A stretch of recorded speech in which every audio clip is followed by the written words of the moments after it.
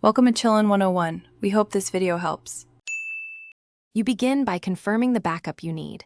Check iCloud or a local Finder/iTunes backup date so you restore the correct snapshot. Once done, make sure your iPhone is charged above 50% and on reliable Wi-Fi.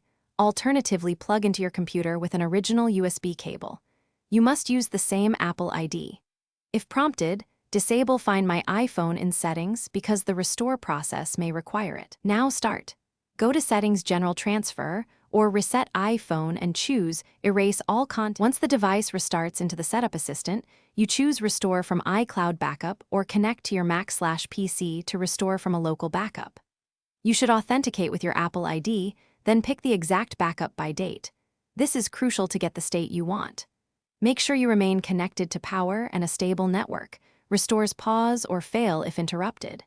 If restoring from a local backup, open Finder or iTunes, select your device. Click Restore Backup, pick the file, and enter any backup password when requested. Finish by letting apps, photos, and settings re-download. This can take minutes to hours depending on size. You should verify key items, messages, photos, email, and app logins, and reauthorize Apple Pay or other secure accounts. If something is missing, try these fixes. Ensure iOS is up to date, reconnect cable or Wi-Fi, restart the restore, or choose an earlier backup. If a local encrypted backup prompts a password you don't know, try passwords you used, or restore an unencrypted iCloud backup instead. Thanks for watching. Consider subscribing if we helped you.